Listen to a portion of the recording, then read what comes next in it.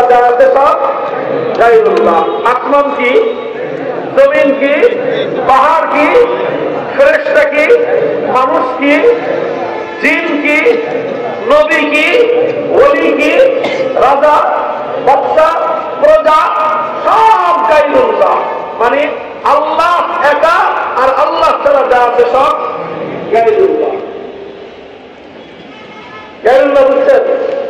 এই না তাগুত বুঝতে সহজ হবে। এখন তাগুত বলা হয় কোন গায়রুল্লাহকে যদি আল্লাহর আসনে বসানো হয়, কোন গায়রুল্লাহকে যদি আল্লাহর স্থানে বসানো হয়, সেই গায়রুল্লাহকে বলা হয় তাগুত। সহজ কথা। কোন গায়রুল্লাহকে যদি আল্লাহর স্থানে বসানো হয়, সেই গায়রুল্লাহকে বলা হয় তাগুত। তাগুত হলো আল্লাহ পাকের প্রতিদ্বন্দ্বী। তাগুত হলো আল্লাহর প্রতিদ্বন্দ্বী। তো তাগুত কাকে বলা হয়? তাগুত বলা হয় ওই গায়রুল্লাহকে, যেই গায়রুল্লাহকে আল্লাহর স্থানে বসানো হয়েছে, যেই গায়রুল্লাহকে আল্লাহর আসনে সমাসীন করা হয়েছে, সেই গায়রুল্লাহকে বলা হয় তাগুত। কথাটা বোঝা গেল? ছোট্ট দুটো সিস্টেম দেবে, ভালো করে আপনার কথার উত্তর দিবেন, তাহলে কথাগুলো আমাদের মধ্যে পারস্পরিক বোঝাপড়া সহজ হবে। ইবাদতের মালিক আসমান জমিন সহ এই মহাবিশ্বের মধ্যে ইবাদতের একমাত্র মালিক কে?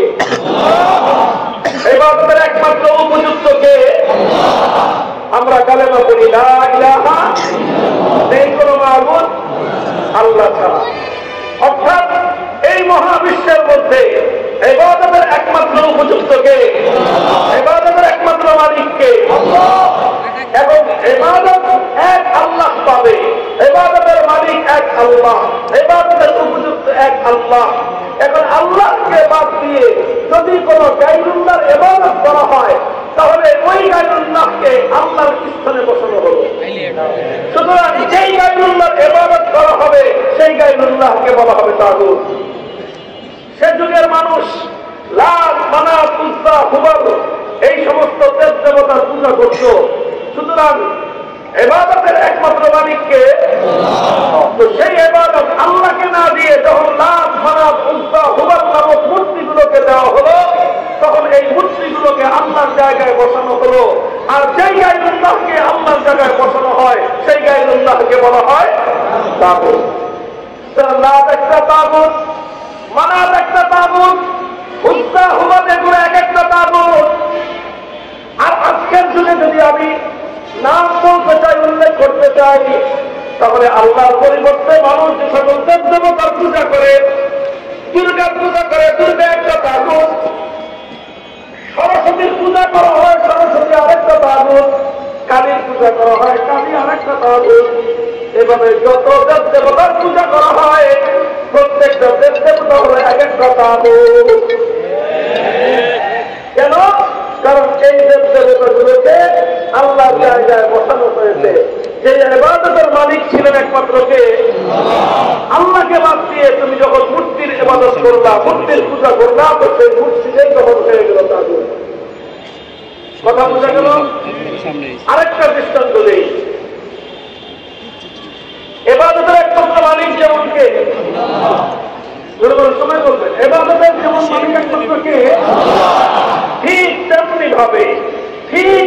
ভাবে মহাবিশ্বের মধ্যে, আল্লাহর এই সৃষ্টি জগতের মধ্যে, সৃষ্টি জগতের জন্য আইন এবং বিধান তৈরি করবা, আইন এবং বিধান তৈরি করবা, নিরঙ্কুশ এবং চূড়ান্ত ক্ষমতার একমাত্র মালিককে।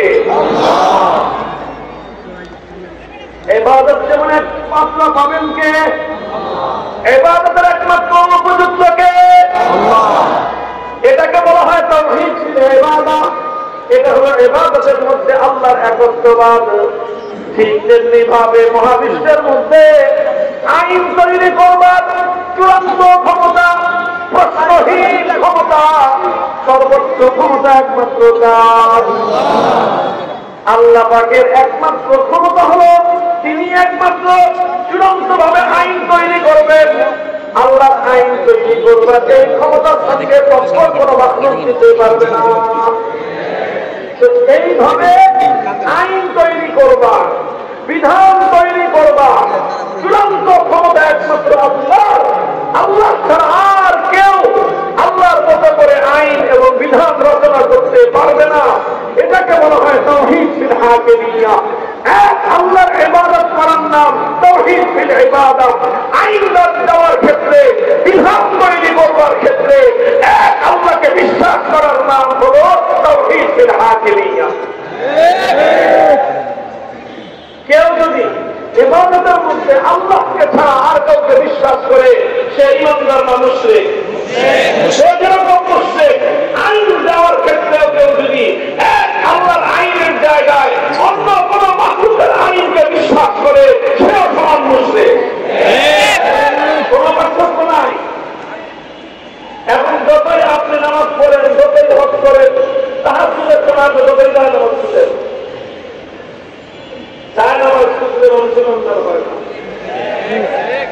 আরে হজ করলে অনুশীলনদার হয় না। হজ আমাদের কয়বার করতেছে জানেন? কম করে 50 বার হজ করতে।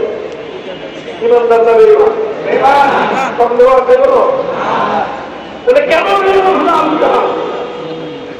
ভাই ইবাদত করার নাম শুধুমাত্র ইমান নয়, বরং আল্লাহর একত্ববাদ মানতে হবে। সর্বপ্রথম ঈমানের আসল উসুল, ঈমানের প্রথম বুনিয়াদ হলো আল্লাহর একত্ববাদ, তাওহীদ।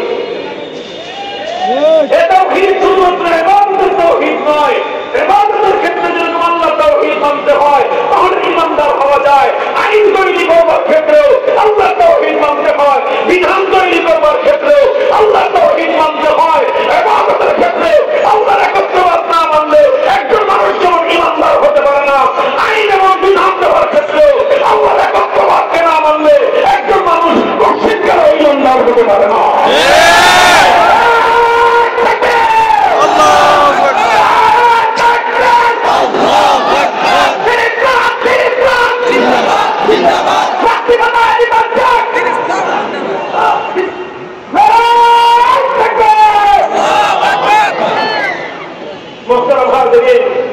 আমার মূল কথার মূল পয়েন্ট থেকে আপনারা করতে পারবেন।